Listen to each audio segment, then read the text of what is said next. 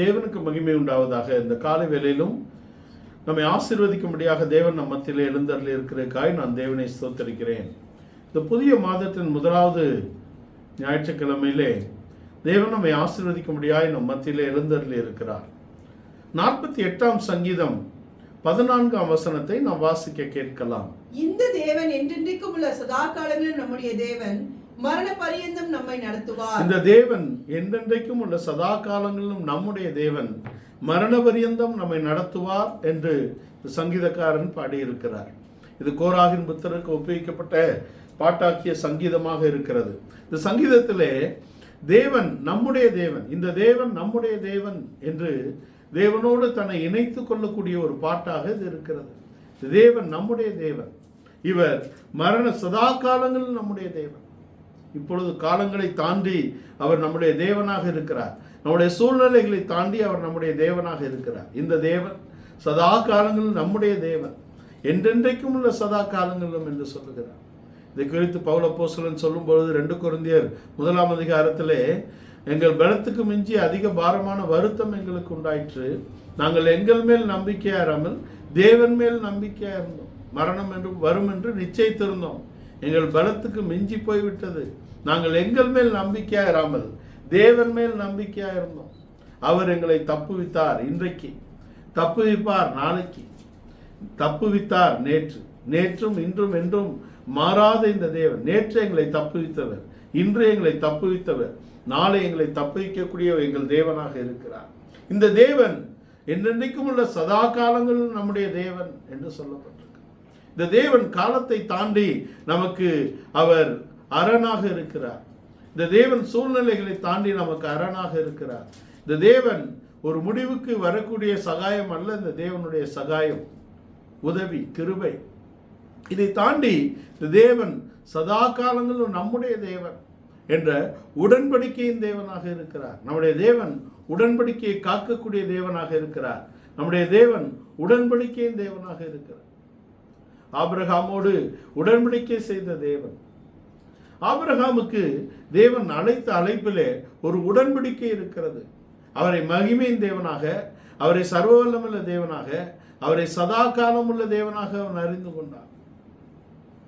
எல்லோரும் பாவம் செய்து ஏகமாய் கெட்டு போனார்கள் என்று சொல்லப்பட்டிருக்கிறது. நீதிமான் ஒருவனாகிலும் இல்லை, எல்லோரும் பாவம் செய்து ஏகமாய் கெட்டு போனார்கள். ஆனால் ஒரு ஆபிரகாமை தேவன் ஒரு மகிமையின் நீதிக்கு அழைத்திருக்கிறார். அப்போஸ்தலர் நடவடிக்கைகள் 7ஆம் அதிகாரத்தில் ஸ்தேவான் அதை குறித்து சொல்லும் பொழுது, சகோதரரே கேளுங்கள், அவருடைய பிதாவாகிய ஆபிரகாம் அங்கே மெசபதோமியா என்னும் தேசத்தில் இருக்கும்போது தேவன் அழைத்தாரே, மகிமையின் தேவனை தரிசித்தவனாக அவன் வந்தான் என்று சொல்லப்பட்டிருக்கிறது. எல்லோரும் தேவ மகிமை அற்று போன இடத்திலே மகிமையின் தேவன் ஆபிரகாமுக்கு தரிசனமாகி ஆபிரகாமுக்கு அந்த மகிமையை மீட்டு கொடுக்கக்கூடிய இடத்திலே ஒரு உடன்படிக்கையின் தேவனாக அவர் இருந்தார். மகிமையின் தேவன் இந்த மனிதகுலம் இழந்து போன மகிமையை மீட்டு கொடுக்கும்படியாக அவர் வந்தார். ஆபிரகாமோடு பண்ண உடன்படிக்கையினாலே ஆபிரகாமின் சந்ததிகள் முழுவதும் அந்த மகிமையை அடைந்து கொள்ளக்கூடிய கிருபையை அவர்களுக்கு கொடுத்திருக்கிறார். அதனாலதான் ஆபிரகாமின் நீங்கள் கிறிஸ்துவுடையவர்களானால், கலாத்தியருக்கு சொல்லும்போது 3ஆம் அதிகாரத்தின் கடைசி வசனத்தில், நீங்கள் கிறிஸ்துவுடையவர்களானால் ஆபிரகாமின் சந்ததியாராயும் வாக்குதத்தத்தின்படி சுதந்திரராயும் இருக்கிறீர்கள். கிறிஸ்துவுடையவர்கள் என்று சொல்லக்கூடிய பிரஜாதிகளாகிய நாமும் கூட இன்றைக்கு அவருடைய சொந்த ஜனங்கள் என்ற இடத்துக்கு வரக்கூடிய இடத்துக்கு அவர் கொண்டு வருகிறார். அவருடைய சொந்தத்திலே அவர் வந்தார், சொந்தமானவர்களை அவர் ஏற்றுக்கொள்ளவில்லை என்பது ஆபிரகாமின் எழுத்துக்குரிய சந்ததி, அந்த உடன்படிக்கையின் எழுத்தின்படி பிறந்தவர்கள். ஆனால் அவர்கள் ஆவிக்குரிய உடன்படிக்கையை காத்துக்கொள்ள முடியாத இடத்திலே முடிவடைந்து போனார்கள். உடன்படிக்கையின் சந்ததி ஆபிரகாமோடு தேவன் உடன்படிக்கை செய்திருக்கிறார். ஆபிரகாமின் எழுத்தின்குரிய சந்ததிகள் ஆவிக்குரிய சந்ததி தான் அது. ஆனால் எழுத்தின்படி அவருடைய சந்ததியில் பிறந்தவர்கள் தேவனுடைய சொந்த ஜனங்கள். ஆபிரகாமுக்கு அங்கே எலியேசரை என் சுதந்திரவாளியாக எடுத்துக்கொள்ளட்டுமா 15 கேட்கிறார். ஆனால் அல்ல என்று சொன்ன இடத்துல இஸ்மவேல் இருக்கிறான், கேத்துராளின் பிள்ளைகள் இருக்கிறார்கள். இவர்கள் எல்லாம் எழுத்தின்படி பிறந்திருந்தாலும் அவர்கள் சுதந்திரவாளி என்ற இடத்தில் வரவில்லை. அந்த சந்ததியை குறித்து பவுலப்போஸ்தலன் சொல்லும்போது அவர் ஒருவனை குறித்தல்லவா சந்ததிகள் என்று பலரை குறித்து பேசாதபடிக்கு சந்ததி என்று ஒருவரை குறித்தல்லவா பேசி இருக்கிறார். அந்த சந்ததி கிறிஸ்துவே என்று கொண்டு வருகிறார். ஈசாக்கு கிறிஸ்துவுக்கு நெல்லாட்டமானவராக இருக்கிறார். ஆபிரகாமோடு உடன்படிக்கை செய்த தேவன் அந்த உடன்படிக்கையை காக்கக்கூடிய தேவனாக இருக்கிறார். எப்பொழுது காக்கிறார்? என்றென்றைக்கும் சதா காலங்களிலும் காக்கக்கூடிய தேவனாக இருக்கிறார். அந்த மகிமையை மீட்டு அந்த ஆபிரகாமின் சந்ததிக்கு முன்குறிக்கப்பட்டவர்களுக்கு அந்த மகிமையை கொண்டு வரக்கூடிய இடத்திலே மகிமையின் தேவனாக அவனுக்கு தரிசனமானார். ஆபிரகாம் ஆதாம் இழந்து போன மகிமையை, அது மீட்க முடியாத இடத்தில் இருக்கிறது.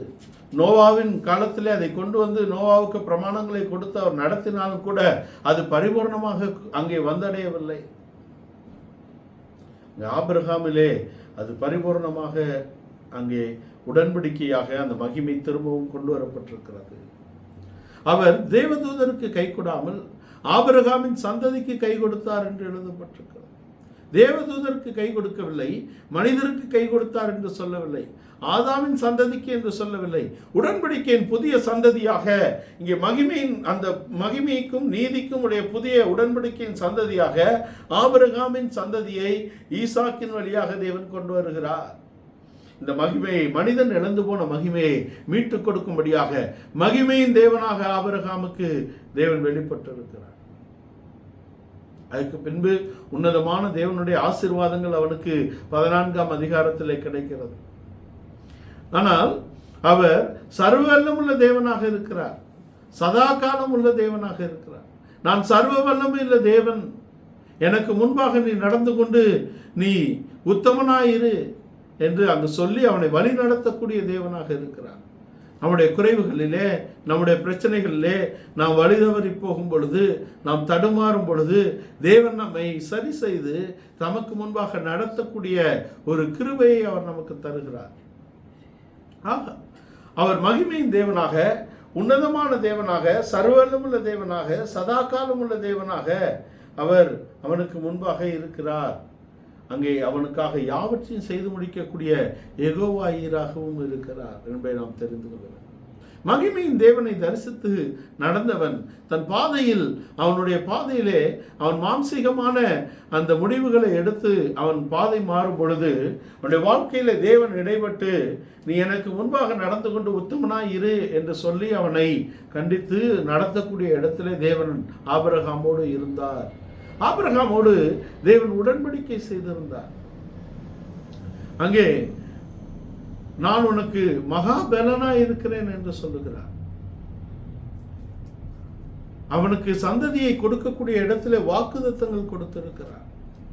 அதுக்கு பின்பாக அவர் 21ஆம் அதிகாரத்தின் கடைசி பகுதியிலே நான் சதா காலம் உள்ள தேவன் என்று சொல்லுகிறார்.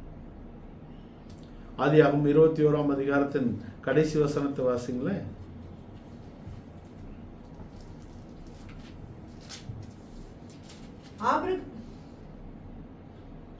ஆபிரகாம் பேர்சபாவிலே ஒரு தோப்பை உண்டாக்கி சதா காலமும் உள்ள தேவனாகிய கர்த்தருடைய நாமத்தை அவ்விடத்தில் தொழுது கொண்டான். அவர்கள் பெயர்சபாவிலே உடன்படிக்கையும் அதுக்கு பின்பு பண்ணுகிறார். அங்கே பெயர்சபாவிலே சதா காலம் உள்ள தேவன், சதா காலம் உள்ள தேவன் என்று கொண்டு வருகிறார். மகிமையின் தேவனாக, உன்னதமான தேவனாக, சர்வவல்லமுள்ள தேவனாக, சதா காலம் உள்ள தேவனாக, சர்வ வல்லமுள்ள தேவன். ஆபிரகாமின் தேவன் மகிமையின் தேவன், சர்வ வல்லமுள்ள தேவன். அவனை நடத்தக்கூடிய இடத்துல இருக்கிறார். சதா காலம் உள்ள தேவனாக இருக்கிறார். 21 அதற்கு பின்பாக தான் அவன் ஈசாக்கை பலியிட்ட இடத்திலே அவர் அவனுக்கு ஜீவனை திருப்பி கொடுக்கக்கூடிய இடத்தில் இருக்கிறார். அவன் ஜீவன் மீண்டும் கிடைக்கக்கூடிய இடத்திலே தேவன் வழி நடத்துகிறார். 21ஆம் அதிகாரத்தின் கடைசி பகுதியிலே அங்கே ஆபிரகாம் பெயர்சபாவை விட்டு கிளம்பி அதுக்கு பின்புதான் இந்த காரியங்கள் நடந்த பின்பு தேவன் ஆபிரகாமை சோதித்தார் என்று எழுதப்பட்டிருக்கிறது. உன்னதமான தேவன், சர்வவல்லமுள்ள தேவன், சதா காலம் உள்ள தேவனாக இருக்கிறார். சதா காலம் உள்ள தேவன் என்ற தேவன் அவருக்கு என்றென்றைக்கும் உள்ள தேவனாக இருக்கிறார் என்பதை நாம் தெரிந்து கொள்ள வேண்டும். நம்முடைய தேவன் என்றென்றைக்கும் உள்ள சதா காலங்களிலும் நம்முடைய தேவன். அவர் ஆபிரகாமின் தேவன், அவர் ஈசாக்கின் தேவன், அவர் யாக்கோபின் தேவன், அவனுடைய முற்பிதாக்களின் தேவன் நம்முடைய தேவனாக இருக்கிறார். எழுத்தின்படியான ஆபிரகாமின் சந்ததியார் அவரை அறிந்து கொள்ளவில்லை, அவரை அடைந்து கொள்ளவில்லை, அவரை புரிந்து கொள்ளவில்லை, கொலைபாதகராக போய்விட்டார்கள். வேத வாக்கியங்களை ஆராய்ந்து பாருங்கள். அவைகளிலே நித்திய ஜீவன் ஒன்று என்று எண்ணுகிறீர்களே, என்னை குறித்து சாட்சியிடுகிறவைகளும் அவைகள் தான் என்று யோவான் 5ஆம் அதிகாரத்தில் சொல்லுகிறார். ஆனால் அவர்கள் அதை ஆராய்ந்து அவரை அறிந்து கொள்ளக்கூடிய இடத்தில் இல்லை என்பதாக இருக்கிறது. ஆனால் நாம் அந்த தேவனை அடைந்து கொள்வதற்கு அவர் முந்தி நம்மை அன்பு கூர்ந்தார், முந்தி நம்மை அறிந்து கொண்டார். உலக தோற்றத்துக்கு முன்பாக தேவன் நம்மை முன்குறித்திருக்கிறார். விலையேற பெற்ற அடைய முடியாத நீதிக்கும் மகிமைக்கும் ரட்சிப்புக்கும் நம்மை பாத்திரவான்களாக அவர் மாற்றி இருக்கிறார் என்பதை நாம் தெரிந்து கொள்ள வேண்டும். இந்த காலவேளையிலே, இந்த புதிய மாதத்தின் இந்த முதல் வாரத்தில் அவருடைய கிருபையுள்ள தேவன், நம்முடைய தேவன் கிருபையுள்ள தேவனாக இருக்கிறார். அவர் என்றென்றைக்கும் உள்ள சதா காலங்களிலும் நம்முடைய தேவனாக இருக்கிறார். காலங்களை தாண்டி, சூழ்நிலைகளை தாண்டி அவர் நமக்கு கிருபை அளிக்கக்கூடிய, நமக்கு சகாயம் பண்ணக்கூடிய தேவனாக இருக்கிறார் என்பதை நாம் தெரிந்து கொள்ள வேண்டும். ஆபிரகாமின் வாழ்க்கையில் எத்தனையோ பிரச்சனைகள் வந்தாலும் அவன் தேவனை குறித்த ஒரு வெளிச்சத்தை உடையவனாக இருந்தான். அவரை மகிமையின் தேவனாக, உன்னதமான தேவனாக, சர்வலமுள்ள தேவனாக, சதா காலமுள்ள தேவனாக, அவனுக்காக யாவையும் செய்து முடிக்கக்கூடிய யெகோவா ஈரே என்ற இடத்திலே அவரை அறிந்திருந்தான். அவனை தன்னுடைய குமாரனை, தன்னுடைய ஒரே பேரான குமாரனை அவன் பலியாக செலுத்தி அவனை பாவனையாக பெற்றுக்கொண்டான். உன் குமாரனை எனக்கு பலியாக கொடு என்ற அந்த சோதனையை அவன் ஜெயிக்கக்கூடிய இடத்திலே இருந்தான். அன்றைக்கு ஆபிரகாமுடைய எல்லாம் ஈசாக்கு தான். ஆபிரகாமின் வாக்குத்தத்தங்கள் எல்லாம் ஈசாக்கின் பெயரில் தான் இருக்கிறது. ஆனாலும் இந்த தேவன் என்னை உயிர்ப்பிக்கக்கூடிய தேவன் என்று அவன் அறிந்திருந்தான். ஏனென்றால் இந்த தேவன் அவனுடைய வாழ்க்கையில் செய்த கிரியைகளை அவன் அறிந்திருந்தான். அவனோடு செய்த உடன்படிக்கையை காக்கக்கூடிய இடத்திலே தேவன் இருக்கிறார் என்பதை உணர்ந்தவராக ஆபிரகாம் இருக்கிறார். இதை காட்டிலும் மேலான வெளிச்சத்துக்கு ஈசாக்கை தேவன் கொண்டு வந்தார். ஈசாக்கின் பயபக்திக்குரியவர் என்று சொல்லப்பட்டிருக்கிறது. ஈசாக்கு அங்கே பஞ்சகாலத்தில் அவன் விதை விதைத்து 100 மேனி அறுத்தான் என்று நாம் எல்லோரும் அறிந்திருக்கிறோம். அவன் தன் தகப்பனுடைய அங்கே துறவுகளை தோண்டி மீட்டு கொண்டான். இதெல்லாம் அவனுக்கு தன்னுடைய தகப்பனுடைய தேவன் எப்படிப்பட்டவர் என்ற அறிவு அவனுக்கு இருந்த வெளிச்சத்தினால் அவன் அந்த வெளிச்சத்தின் மேல் வெளிச்சத்தை அடைந்து கொண்டான். ஈசாக்குடைய வாழ்க்கையிலே ஈசாக்கு எல்லா பஞ்ச காலத்திலும் அங்கே எகிப்துக்கு போய்விடவில்லை. நீ இங்கே இரு என்று தேவன் சொன்ன இடத்திலே அவர் பஞ்ச காலத்தில் விதைத்து அங்கே விளைச்சலை பெற்றுக்கொண்டார் என்பது விசுவாசத்தின் நிறைவேறுதலாக இருக்கிறது. ஆபிரகாமை காட்டிலும் ஒரு மேலான விசுவாசத்துக்கு நேராக ஈசாக்கு நடத்தப்படுகிறதை நாம் பார்க்கிறோம். அந்த உடன்படிக்கை தொடர்ச்சியாக இருக்கிறது. அது யாக்கோபிலும் அவனுடைய குடும்பத்திலும் நிறைவேறுகிறதை நாம் பார்க்கிறோம். கோத்திர பிதாக்களுடைய வாழ்க்கையிலும் தேவன் அப்படிப்பட்ட காரியங்களை செய்து கொண்டு வருகிறார் என்பதை நாம் தெரிந்து கொள்கிறோம். இந்த சங்கீதத்தின் முதல் 2 வசனங்களை நாம் பார்த்தால், கர்த்தர் பெரியவர், அவர் நமது தேவனுடைய நகரத்திலும் தமது பரிசுத்த பர்வதத்திலும் மிகவும் துதிக்கப்படத்தக்கவர். வடதிசையில் சியோன் பர்வதம் வடிப்பமான ஸ்தானமும் சர்வபூமியின் மகிழ்ச்சியுமாய் இருக்கிறது, அதுவே மகாராஜாவின் நகரம் என்று சொல்லப்பட்டது. இந்த தேவன் நம்முடைய தேவன், அவர் சதா காலங்களிலும் நம்முடைய தேவன். மரண பரியந்தம் நடத்துவார் என்றால் மரணம் இல்லாமலும் நம்மை முடிவு பரியந்த மரணமோ வருகையோ அவர் நம்மை அது வரைக்கும் நடத்தக்கூடிய நம்முடைய தேவனாக இருக்கிறார். காலத்தை தாண்டி, சூழ்நிலைகளை தாண்டி அவர் மாறாதவராக, தன் உடன்படிக்கையை காக்கக்கூடியவராக இருக்கிறார் என்று ஆபிரகாம், ஈசாக்கு, யாக்கோபு என்பவருடைய வாழ்க்கையிலே நாம் தெரிந்து கொள்கிறோம். இந்த தேவன் வடதிசையில் உள்ள சியோன் பர்வதத்தில் வடிப்பமான ஸ்தானம் சர்வபூமியின் மகிழ்ச்சியுமாய் இருக்கிறதே, அதுவே மகாராஜாவின் நகரம் என்று சொல்லப்பட்டிருக்கிறது. இது தேவனுடைய நகரம். இது குன்றுகள் நிறைந்த ஒரு பட்டணமாக இருக்கிறது. எருசலேம் தேவனால் தெரிந்து கொள்ளப்பட்ட இடமாக இருக்கிறது. ஆபிரகாமின் குமாரனும் தாவீதின் குமாரனும் ஆகிய இயேசு கிறிஸ்துவின் வம்ச வரலாறு என்று புதிய ஏற்பாடு துவங்குகிறது. இந்த ஆபிரகாமும் இந்த தாவீதும் தெரிந்து கொண்ட ஒரு இடத்தில்தான் அங்கே தேவனுடைய ஆலயம் சாலோமோனினால் கட்டப்படுகிறது என்று நாம் அறிந்திருக்கிறோம். இது எருசலேம் நகரம். அதுக்குள்ளே தேவனுடைய ஆலயம் இருக்கிறது. அதுக்குள்ளே மகாராஜாவின் மாளிகை இருக்கிறது, அதுக்குள்ளே அவர்களுடைய வாசஸ்தலம் இருக்கிறது. அங்கேதான் ஆலயம் கட்டப்படுகிறது. கிறிஸ்து என்னும் மூலைக்கல்லின் மேலே அப்போஸ்தலர் தீர்க்கதரிசிகளின் அஸ்திபாரத்தின் மேலே நம்மை அவர் வீடாக, நகரமாக, ஆலயமாக, மாளிகையாக, வாசஸ்தலமாக கூட்டி கட்டுவார் என்று சொல்லப்பட்டிருக்கிறோம். எழுத்தின்படி இது நகரம் மாத்திரமல்ல, அது ஆவிக்குரிய ரீதியிலே நாம் அவருடைய மனவாட்டியாக கட்டப்படுகிறோம். வெளிப்படுத்த விசேஷத்தை வாசித்து பார்த்தால் அங்கே ஆட்டுக்குட்டியானவருடைய மனவாட்டி ஆயத்தம் பண்ணப்படுகிறாளே, வா காண்பிக்கிறேன் என்று காட்டினால் அங்கே எருசலேம் இறங்கி வருகிறது. அந்திகிறிஸ்துவின் மனவாட்டி என்று காட்டும் பொழுது அங்கும் ரோமை தான் அங்கேயும் அவர் ஒரு பட்டணத்தை தான் காண்பிக்கிறார். இந்த பட்டணம் என்பது எழுத்தின்படி மாத்திரம் அல்ல, அது ஆவிக்குரிய ரீதியிலே நாம் இருக்கிறோம். அங்கே எழுத்தின்படி பட்டணம் இருந்தது, அங்கே எழுத்தின்படி ஆலயம் இருந்தது. நமக்கு ஆவிக்குரிய ரீதியிலே நாமே ஆலயமாக இருக்கிறோம் என்பதை நாம் தெரிந்து கொள்கிறோம். இந்த வடதிசையில் உள்ள சியோன் பர்வதம் என்று சொல்லப்பட்டிருக்கிறது. இந்த வடதிசை என்பது ஒரு திசையை மாத்திரமல்ல, அது ஒரு ஜெயத்தை குறிக்கக்கூடிய இடத்தில் இருக்கிறது என்பதை நாம் தெரிந்து கொள்ள வேண்டும். இந்த வடதிசையில் உள்ள சியோன் பர்வதம் வடிப்பமான சாரம். வடதிசை ஜெயத்தை கொடுக்கக்கூடிய இடத்தில் இருக்கிறது. வடக்கிலிருந்து ஜெயம் வருகிறது. வடக்கிலிருந்து எசேக்கியேல் 1 அதிகாரத்து 4 வடக்கிலிருந்து புசல் காற்று, மேகம், அக்கினி வருகிறது. வாசிங்க, எசேக்கியேல் 1 அதிகாரம் 4 இதோ வடக்கே இருந்து புசல் காற்றும் பெரிய மேகமும் அதோடே கலந்த அக்கினியும் வர காண்கிறார். வடதிசை என்பது தேவன் வாசம் செய்யக்கூடிய திசை என்று வேதம் சொல்லுகிறது. வடதிசையில் இருக்க சியோன் பர்வதம், அதில் இருக்கக்கூடிய ஆராதனை கூடத்துக்கு ஏறுவேன் என்று விழுந்து போனவன் சொல்லி அதனால் தான் விழுந்து போனான். வடதிசையில் இருக்கக்கூடிய ஆராதனை கூடத்துக்கு நான் ஏறுவேன், என் சிங்காசனத்தை உயர்த்துவேன். வடதிசை என்பது கர்த்தர் நமக்கு ஜெயத்தை கொடுக்கக்கூடிய திசையாக இருக்கிறது என்று வேதம் சொல்லுகிறது. அது எழுத்தின்படி நாம் பார்க்கக்கூடாது. ஆவிக்குரிய ரீதியிலே அங்கிருந்து காற்று போன்ற, மேகம் போன்ற, அக்கினி போன்ற அனுபவங்கள் வருகிறதாக எசேக்கியேல் எழுதுகிறார். காற்று போன்ற அபிஷேகம், அங்கே மழை போன்ற அபிஷேகம், அக்கினி போன்ற அபிஷேகம் அங்கே வருகிறதாக சொல்லுகிறார். 3 எழுதப்பட்டிருக்கிறது.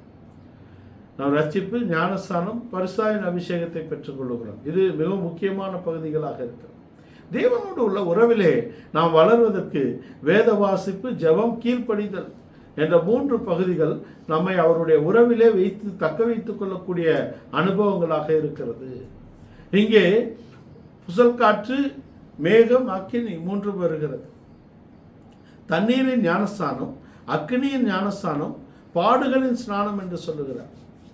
இயேசு கிறிஸ்து யோவான் ஸ்நானகன் இடத்தில் ஞானஸ்தானம் பெறும்படி போகும் பொழுது யோவான் ஸ்நானகன் சொல்லுகிறார், இவர் தண்ணீரினாலும் அக்னியினாலும் அங்கே ஞானஸ்தானம் கொடுப்பார். தண்ணீரின் ஞானஸ்தானம் என்பது கீழ்ப்படிதல், நீதி, தேவனுடைய ஆலோசனை என்று நாம் அறிந்திருக்கிறோம்.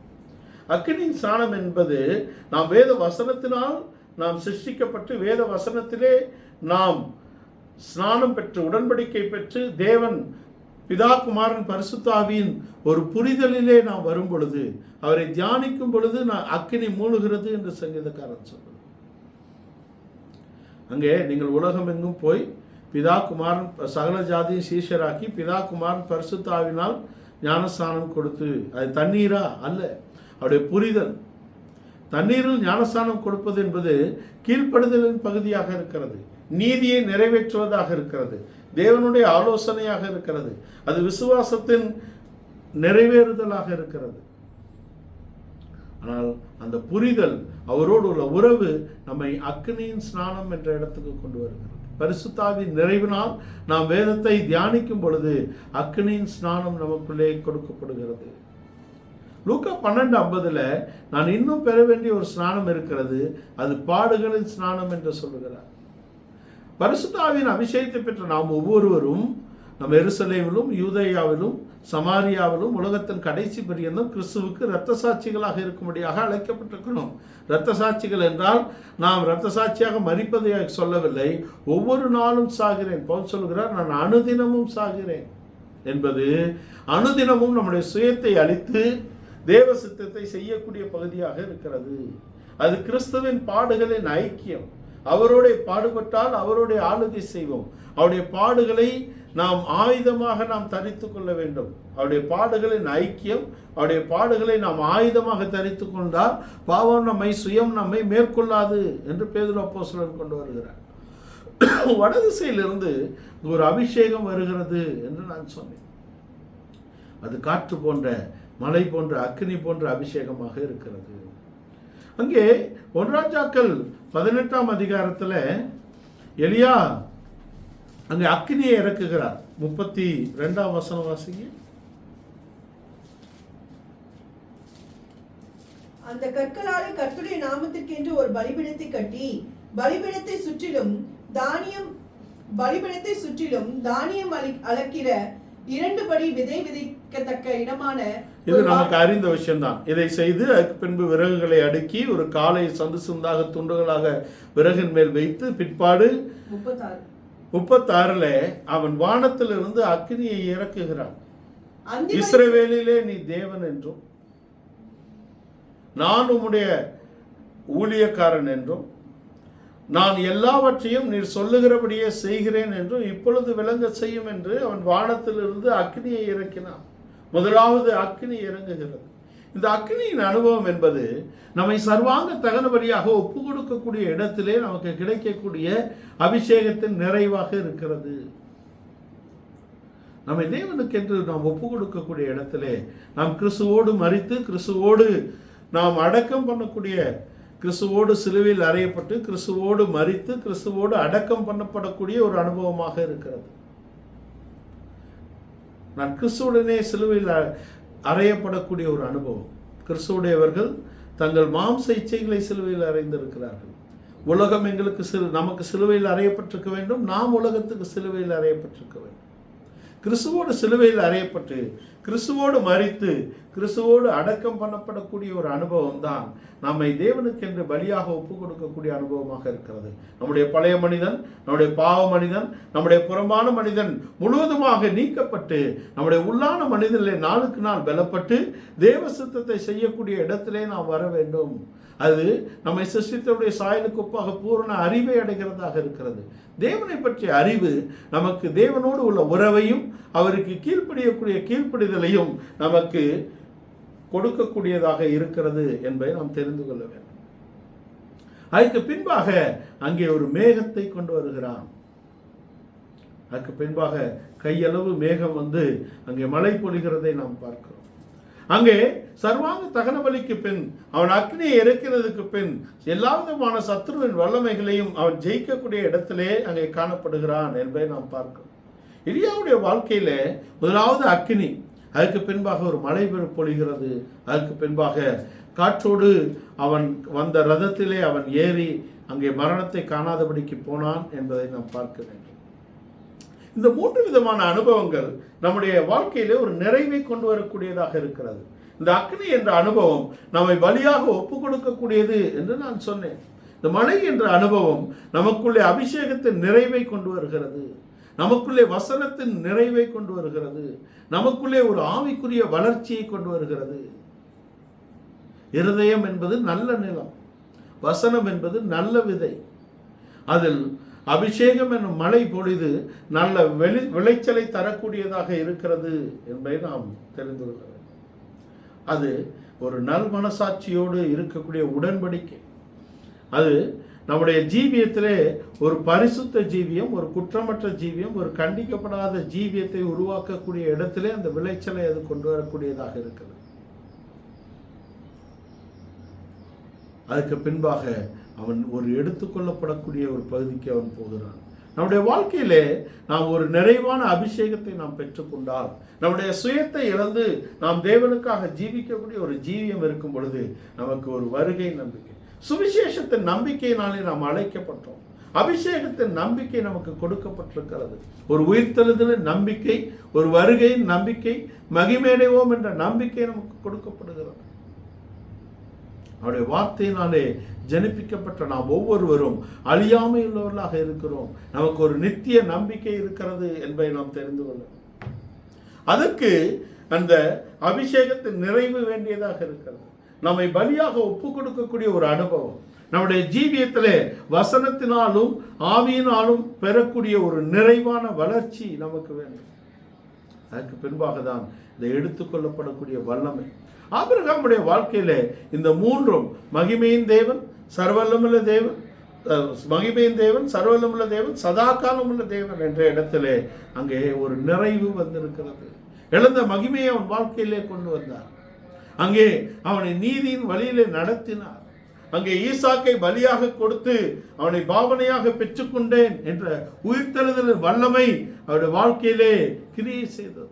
மோசேயோடு தேவன் சொல்லும்போது, நான் ஆபிரகாம், ஈசாக்கு, யாக்கோபு என்பவர்களின் தேவன், நான் மரித்தவர்களின் தேவன் அல்ல என்றால் அவர்கள் நித்திய ஜீவனை அடைந்து கொள்ளக்கூடிய முற்பிதாக்களாக இருக்கிறார்கள் என்பதை நாம் தெரிந்து கொள்ள வேண்டும்.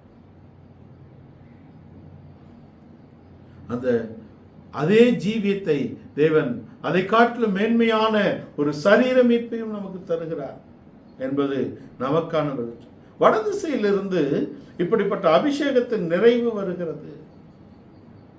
எலியா தன் வாழ்க்கையிலே அக்னியை இறக்கினான்.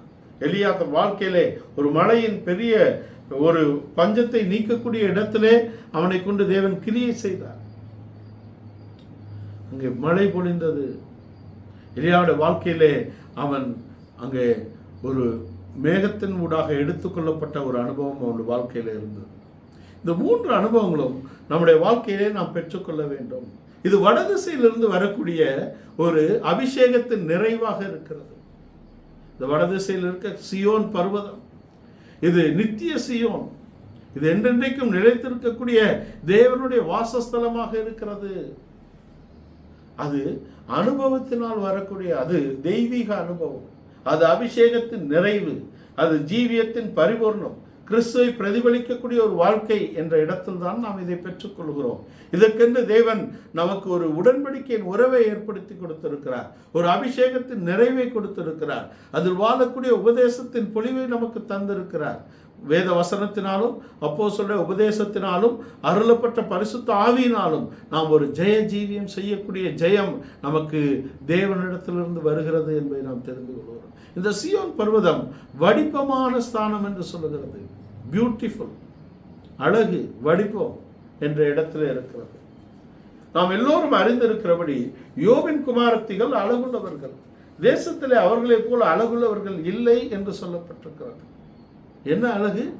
பரிசுத்தத்தின் அழகு, சுபாவத்தின் அழகு, பிரதிஷ்டையின் அழகு என்று மூன்று விதமான அனுபவங்களிலே யோபின் குமாரத்திகள் அழகுள்ளவர்களாக இருந்தார்கள்.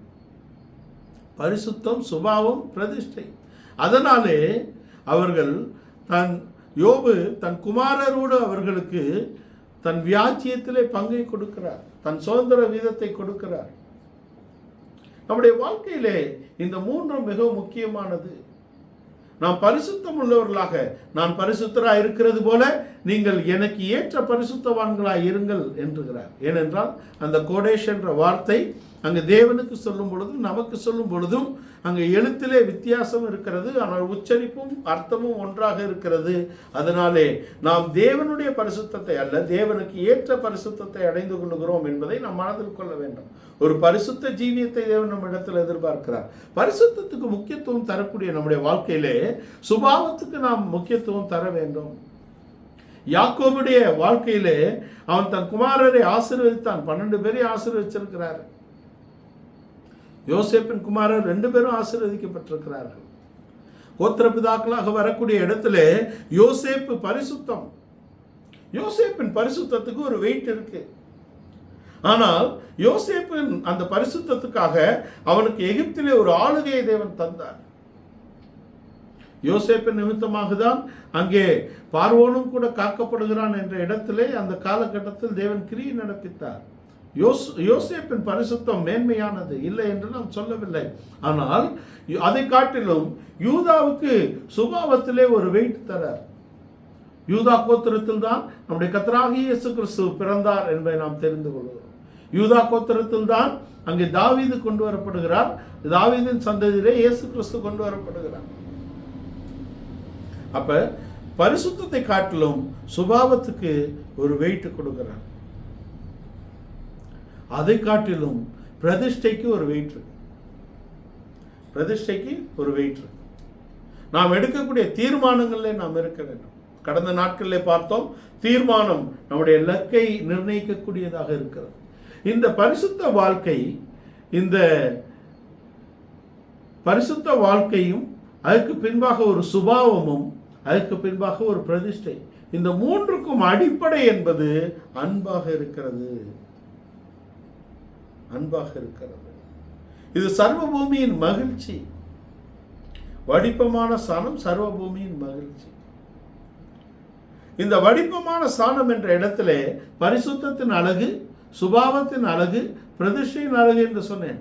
பரிசுத்தத்துக்கு யோசேப்புடைய வாழ்க்கை, அவனை என்ன செய்தாலும் தன் வாழ்க்கையிலே தேவனுக்கு ஏற்ற ஒரு பரிசுத்த ஜீவியத்தை அவர் காத்து கொண்டான். சகோதரால் பாய்க்கப்பட்டான். அங்கே வீண் பழியினால் சிறைச்சாலைக்கு சென்றான். அங்கே சிறைச்சாலையிலே தான் உதவியவனால் அவன் மறக்கப்பட்டான். ஆனாலும் கூட கர்த்தர் சொன்ன வசனம் அவனை புடமிட்டது. அவருடைய வசனம் நம்முடைய மனதில் இருக்குமானால், அவருடைய வசனம் நம்முடைய இருதயத்தில் இருக்குமானால், எபிரேயர் 8:10 எபிரேயர் 10:16 அவர் நம்முடைய மனதில் வைத்து இருதயத்திலும், நம்முடைய இருதயத்தில் வைத்து மனதிலும் எழுதுகிறார். அதோடு உள்ள அபிஷேகத்தின் நிறைவு நாம் பரிசுத்தமாக நம்மை காத்துக்கொள்ளக்கூடிய, தேவனுக்கு ஏற்ற பரிசுத்த ஜீவியம் செய்யக்கூடிய ஒரு வாழ்க்கையை நமக்குள்ளே உருவாக்கக்கூடியதாக இருக்கிறது. ஆனால் பரிசுத்தம் மாத்திரம் போதுமா? பரிசுத்தத்துக்கு எதிராக நான் பேசவில்லை. பரிசுத்தம் இருக்கக்கூடிய இடத்திலே சுபாவம் இருக்கிறதா? பரிசுத்தம் மாத்திரம் இருந்தால் நாம் லீகலிஸ்ட் ஆயிடுவோம். சட்டத்தை காக்கக்கூடிய இடத்திலே, சரியாக நடக்கக்கூடிய இடத்திலே, புறம்பான வாழ்க்கையிலே நாம் முக்கியத்துவப்படுத்துவோமே தவிர சுபாவம் முக்கியம் என்பதை நாம் விட்டு விடுகிறோம். பரிசுத்தம் வேண்டும், அதோடு சுபாவம் அவசியமாக இருக்கிறது. ஒரு தெய்வீக சுபாவத்தை நாம் வெளிப்படுத்த வேண்டும். யூதா தன் வாழ்க்கையிலே ஒரு தெய்வீக சுபாவத்தை வெளிப்படுத்துகிறான். தன் சகோதரருக்காக பரிந்து பேசுகிறான். பெஞ்சமினுக்கு பதிலாக தன்னை அடிமையாக ஒப்பு கொடுக்கிறான். கடினமான யோசேப்புடைய இருதயத்தை உடைக்கக்கூடிய இடத்துல தெய்வீக சுபாவம் அவன் வாழ்க்கையிலே கட்டப்பட்டிருக்கிறது.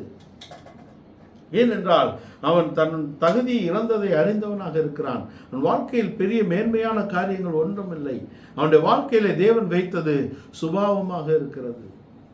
தாவீது அப்படிப்பட்ட தெய்வீக சுபாவத்தினால் தான் தன் ஜீவியத்தை காத்துக் கொள்ளுகிறான்.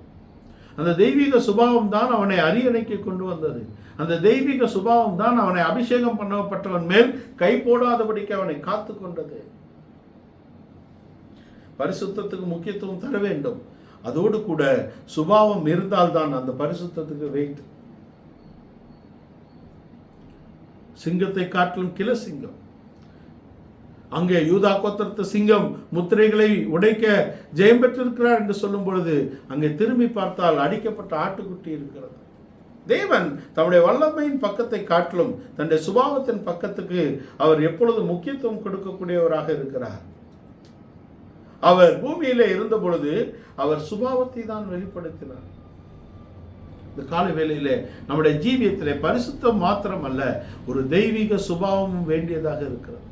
அதுக்கு அடுத்தபடியாக பிரதிஷ்டை. யூதா வாலிபர்கள் பாபிலோனுக்கு சிறைபிடிக்கப்பட்டு போனார்களே, அன்பினாலும் பரிசுத்தத்தினாலும் அவர்கள் தங்களை காத்துக்கொள்ளும்படியாக வைராக்கியம் உள்ளவர்களாக இருந்தார்கள். அந்த வைராக்கியத்தினால் அவர்கள் தங்களை தீட்டுப்படுத்தாதபடி காத்து கொண்டார்கள். தாங்கள் எடுத்த தீர்மானங்களிலே உறுதியாக நின்றார்கள். ராஜாவின் போஜனத்தினால் தங்களை தீட்டுப்படுத்திக் கொள்ள மாட்டோம் என்று எடுத்த தீர்மானத்திலே உறுதியாக இருந்தார்கள். அது அவர்களுடைய இலக்கை எருசலேமுக்கு நேராக வைத்திருந்தது. அதனால் அவர்கள் உயர்வை அடைந்து கொண்டார்கள்.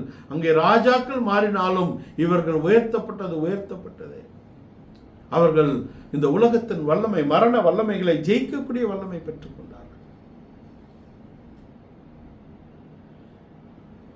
ஆபிரகாமின் வாழ்க்கையிலே எப்படி ஒரு மகிமை, ஒரு நீதி, ஒரு ஜெயம், மரணத்தின் மேல் ஒரு ஜெயம் ஈசாக்கு மூலமாக கொண்டு வரப்பட்டதோ அதே போலவே இவருடைய வாழ்க்கையிலே ஒரு பரிசுத்தமுள்ள ஒரு வாழ்க்கை, ஒரு சுபாவமுள்ள வாழ்க்கைக்கு பின்பாக ஒரு தீர்மானமுள்ள ஒரு பிரதிஷ்டையின் வாழ்க்கை அவர்களுக்குள்ளே ஜெயத்தை கொண்டு வந்தது. மரண வல்லமைகள் அவர்களை மேற்கொள்ள முடியவில்லை. நம்முடைய வாழ்க்கையிலே ஒரு பரிசுத்த ஜீவியமும் ஒரு திவ்ய சுபாவத்தையும் அந்த நாம் அடைந்து கொள்ளுகிறது மாத்திரமல்ல, தேவனுக்கான பல தீர்மானங்களே, தேவனுக்காக ஜீவிக்கக்கூடிய பகுதிகளிலே நாம் உறுதியாக நிலைப்போம். ஆனால் நம்மை ஒரு மரண வல்லமை மேற்கொள்ள முடியாது என்பதற்கு இந்த யூதா சகோதரர்கள் ஒரு எடுத்துக்காட்டாக பாபிலோனிலே இருந்தார்கள். பாபிலோனிலும் தேவ சித்தம் செய்தார்கள், பாபிலோனிலும் தேவனுக்கு பிரியமாக இருந்தார்கள், பாபிலோனிலே தேவனுக்காக வைராக்கியமாக ஜீவித்தார்கள். அக்னியோ அவர்களை ஒன்றும் அக்னி அவர்களை பட்சிக்கவில்லை, அங்கே சிங்கக்கவியும் அவர்களை ஒன்றும் செய்ய முடியவில்லை. தப்புவித்தால் தான் தேவனா? எங்கள் தேவன் தப்புவியாமல் போனாலும் நாங்கள் அவரை தான் வணங்குவோம் என்ற உறுதி. இன்றைக்கு கிறிஸ்துவ வாழ்க்கையில அற்புதங்கள் அடையாளங்கள் நடக்கும் வரைக்கும் கிறிஸ்துவை பற்றி கொள்ளுகிறார்கள். தங்கள் ஜீவியத்தின் தேவைகளுக்காக கிறிஸ்துவை பற்றி கொள்ளுகிறார்கள். அவர் ஒரு நாள் எதுவும் செய்யாவிட்டால் அவ்வளவுதான், கடைசி வரைக்கும் அவங்களுக்கு அற்புத அடையாளம் தான் செய்யணும். அவங்க கடனை தீர்க்கணும், அவங்க பிரச்சனைகளை அவர் போக்கணும் அல்ல. அது நம்மை உருவாக்கக்கூடியவைகளாக இருக்குது. நம்முடைய வாழ்க்கையில தேவன் அனுமதிக்கக்கூடியவைகள் நமக்கு பலத்துக்கு மிஞ்சினது அல்ல. அவர் நம் பலகீனத்தில் அவர் நம்மை சோதிக்கக்கூடியவர் அல்ல. நம்முடைய பலமுள்ள பகுதியிலே சோதிக்கக்கூடிய, பலவீனத்தில் சோதிக்கக்கூடியவன் பிசாசு, சத்துரு. அவர்கள் பலகீனப்பட்டிருக்கும் போதுதான் அமலேக்கு வருகிறான். அதனாலே தேவன் நம்மை அவர் தீமையினால் சோதிக்கிறவர் அல்ல என்பதை நாம் தெரிந்து கொள்ள வேண்டும். நாம் தான் இச்சையினால் இருப்புண்டு தீமையிலே சிக்கிக் கொள்ளுகிறோம், பிரச்சனைகளிலே சிக்கிக் கொள்ளுகிறோம். அதனாலே நாம் தேவனுக்காக ஒரு பரிசுத்த ஜீவியம், ஒரு குற்றமற்ற ஜீவியம், ஒரு கண்டிக்கப்படாத ஜீவியம், ஒரு பரிசுத்த ஜீவியம், ஒரு சுபாவமுள்ள ஒரு ஜீவியம், ஒரு பிரதிஷ்டையுள்ள ஒரு ஜீவியம் செய்வோமானால் மரண வல்லமைகள் நம்மை மேற்கொள்ள முடியாது என்பதற்கு இவர்கள் ஒரு எடுத்துக்காட்டாக இருக்கிறார். இவர்களை தீக்குள்ளே போட்டாலும் அதை தீ ஒன்றும் அவர்களை செய்ய முடியவில்லை. பிரச்சனைக்கு முன்னே அவர் காப்பாற்றுறது இல்லை. தீக்குள்ளே தான் தேவன் கிரியை செய்தார், தீச்சுளைக்குள் தான் அவர் கிரியை செய்தார். தானியேலை குகைக்குள்ளே, சிங்கத்தின் கெபிக்குள்ளே குகைக்குள்ளே போட்டார்கள், அவனை ஒன்றும் செய்யவில்லை. அவனில் மாம்சம் இல்லை, அவனில் சுயம் இல்லை. ஒரு பரிசுத்தம் உள்ள, ஒரு சுபாவம் உள்ள, தேவனுக்கான பிரதிஷ்டையில் ஒரு வாழ்க்கை செய்தார். பிரதிஷ்டையிலே ஒரு பலன் இருக்கிறது.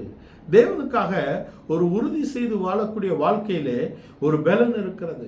ஆனால் அதுக்கு உறுதுணையான ஒரு பரிசுத்தமும் ஒரு தெய்வீக சுபாவமும் நமக்கு வேண்டும். பரிசுத்தமா வாழ்வாங்க, சுபாவம் இருக்காது. சுபாவமா வாழ்ந்து பரிசுத்தம் இருக்காது, ரெண்டும் வேஸ்ட். பிரதிஷ்டையா வாழ்வாங்க, பரிசுத்தமா இருப்பாங்க, ஆனா சுபாவம் இருக்காது. இதுவும் பிரயோஜனப்படாது. மூன்றும் இருக்க வேண்டும், மூன்றும் இருக்க வேண்டும். இந்த மூன்றும் ஒரு தேவனுக்கு ஏற்ற ஒரு வாழ்க்கை. நம்முடைய வாழ்க்கையில் ஆவி, ஆத்ம, சரீரத்திலே பரிபூர்ணமான தேவ சித்தம் நாம் செய்ய வேண்டும். அதுக்கு பரிசுத்தாவின் அபிஷேகத்தின் நிறைவு நமக்கு கொடுக்கப்பட்டிருக்கிறது. யோவான் ஸ்நானகன் ஒரு பிரதிஷ்டையோடு வாழ்ந்தார். ஆனால் அவனை காட்டிலும் மேலான ஒரு அனுபவத்தை திருச்சபைக்கு தேவன் இந்த நாட்களே தந்திருக்கிறார். அது இயேசு கிறிஸ்துவில் இருந்த அபிஷேகத்தின் நிறைவு. தோழரை காட்டிலும் மேன்மையான அபிஷேகத்தின் நிறைவு, ஆனந்த தைலத்தின் நிறைவை தருகிறார். இந்த பிரதிஷ்டையுள்ள வாழ்க்கையிலே ஒரு ஜெயம் நமக்கு இருக்கிறது. ஆனால் அதற்கு உறுதுணையாக நாம் ஒரு பரிசுத்தமும் ஒரு சுபாவத்தையும் நாம் வைத்திருந்தால்தான் அது பரிபூர்ணமான ஜெயத்தை நமக்குள்ளே கொண்டு வரக்கூடியதாக இருக்கிறது. சிம்சோனே, உன் மகாபலன் எங்கே? சிம்சோனின் மகாபலன் அவனுடைய பிரதிஷ்டையில் இருந்தது. 7 ஜடைகள் அவனுக்கு இருந்தது. அது என்ன? தகப்பன், தாய், சகோதரன், சகோதரி, மனைவி, பிள்ளை, தன்னைத்தானும் வெறுத்து என்பது பரிபூர்ணமாக தேவனுக்காக வாழக்கூடிய ஒரு வாழ்க்கை. 7 கரெக்டா இருக்கா? தகப்பன், தாய், சகோதரன், சகோதரி, மனைவி, பிள்ளைகள், தன்னைத்தானும் வெறுத்து அவன் சிலுவை எடுத்துக்கொண்டு அவரை பின்பற்றுகிறவன் தான் அவருக்கு ஏற்றவனாக இருக்கிறான். நாம் நம்முடைய ஜீவியத்திலே தேவனுக்காக வாழக்கூடிய வாழ்க்கையின் பிரதிஷ்டை என்ன? எல்லாரை காட்டிலும், தன் சுயத்தை காட்டிலும் தேவனில் அன்பு கூறக்கூடிய வாழ்க்கை. தேவனுக்காக ஒரு பரிசுத்தத்தை காத்துக்கொள்ளக்கூடிய ஒரு வாழ்க்கை, தெய்வீக சுபாவத்தை வெளிப்படுத்தக்கூடிய ஒரு வாழ்க்கை, தேவனுக்காக எடுத்த தீர்மானங்களில் உறுதியாக இருக்கக்கூடிய வாழ்க்கை என்பது நம்முடைய வாழ்க்கையிலே ஒரு ஜெயத்தை கொண்டு வரும். நாம் தேவனுடைய ஆலயமாக, நாம் வீடாக, நகரமாக, வாசஸ்தலமாக நாம் காணப்படுவதற்கு இதுதான் நமக்குள்ளே உறுதியை கொண்டு வருகிறது. அப்பொழுது அந்த தேவன் நம்முடைய தேவனாக இருப்பார். நம்முடைய உடன்படிக்கையின் தேவன், நம்முடைய மீட்பராகிய தேவன், நம்முடைய இரட்சகர், நம்முடைய மணவாளன், என்றென்றைக்கும் நம்மோடு இருக்கக்கூடிய நம்முடைய மணவாளனாக, இம்மானுவேலாக அவர் நம்மோடு இருப்பார். அதற்கு நமக்கு ஒரு பரிசுத்த ஜீவியம், ஒரு குற்றமற்ற ஜீவியம், ஒரு கண்டிக்கப்படாத ஜீவியம், ஒரு பரிசுத்த ஜீவியம், ஒரு திவ்ய சுபாவம், ஒரு பிரதிஷ்டையுள்ள வாழ்க்கை நமக்கு உறுதுணையாக இருக்கிறது என்பதை நாம் தெரிந்து கொள்ள வேண்டும். அவர் என்றென்றைக்கும் நம்மை நடத்தக்கூடிய நித்திய தேவனாக இருக்கிறார். அவர் மாறாதவராக இருக்கிறார். அவரில் நமக்கு முடிவே இல்லை. அவர் நமக்குள்ளே வாசமாய் இருக்கிறார். நாம் அவருக்குள்ளே வாசமாய் இருக்கக்கூடிய நாட்காக நாம் காத்து கொண்டு இருக்கிறோம். இந்த காலை வேளையிலே இந்த வசனங்கள் நம்முடைய ஜீவியத்தை கட்டக்கூடிய இடத்துல இருக்கிறோம். இந்த தேவன் என்றென்றைக்கும் உள்ள சதா காலங்களில் நம்முடைய தேவன். இந்த தேவனால் நமக்கு வடக்கிலிருந்து ஜெயம் வருகிறது, ஜெயமான அபிஷேகம் வருகிறது. அக்கினி போன்ற, மழை போன்ற, அங்கே காற்று போன்ற அபிஷேகம் நமக்குள்ளே வருகிறது. நீங்கள் எருசலேமிலே போய் காத்திருங்கள், தேவனிடத்திலிருந்து ஒரு வல்லமை உங்களுக்கு இறங்கும் என்று அவர் சொன்னார். தேவ பலன், தேவனுடைய வல்லமை வரும் வரைக்கும் அவர்கள் எருசலேமிலே காத்திருந்தார்கள். அந்த வல்லமை நமக்குள்ளும் ஊற்றப்பட்டிருக்கிறது. அந்த அபிஷேகத்தின் நிறைவை நாம் பெற்றுக்கொள்கிறோம். நம்முடைய ஆவி, ஆத்ம, சரீரத்தை குற்றமற்றதாக காக்க வல்லவராக அவர் இருக்கிறார். கரை திரை பிழையற்ற பரிபூர்ணமான சபையாக தமக்கு முன்பாக நம்மை நிறுத்தும்படியான உறுதியை அவர் பெற்றிருக்கிறார். தமக்கு முன்பாக வைக்கப்பட்ட சந்தோஷத்தின் பொருட்டு அவர் சகலத்தையும் சகித்தாரே. அந்த சந்தோஷம் என்ன? உங்களையும் என்னையும் மனவாட்டியாக தமக்கு முன்பாக நிறுத்தக்கூடிய சந்தோஷம், நம்முடைய ஆவி, ஆத்ம, சரீரத்தை குற்றமற்றதாக காக்கக்கூடிய சந்தோஷம், நமக்குள்ளே ஒரு பரிசுத்த ஜீவியம், குற்றமற்ற ஜீவியம், கண்டிக்கப்படாத ஜீவியத்தை கொண்டு வரும்படியாக விரும்புகிறார். நமக்குள்ளே ஒரு பரிசுத்தத்தை, திவ்ய சுபாவத்தை, ஒரு வல்லமையை தேவன் நமக்குள்ளே கொண்டு வரும்படியாக விரும்புகிறார். ஒரு பிரதிஷ்டையின் அழகு நமக்குள்ளே உருவாக வேண்டும். தேவனுக்கான வைராக்கியமாக ஜீவிக்கக்கூடிய ஒரு உறுதியை நாம் பெற்றுக்கொள்ள வேண்டும். அது தேவன் நமக்குள்ளே பொழிந்தருளின அன்பினால் நமக்குள்ளே கட்டப்படுகிறது. தேவன் தம்முடைய அன்பை பரிசுத்தாவின் மூலமாக நம்முடைய இருதயங்களே அவர் பொழிந்தருளி இருக்கிறார். அந்த நம்பிக்கை நம்மை வெட்கப்படுத்தாது.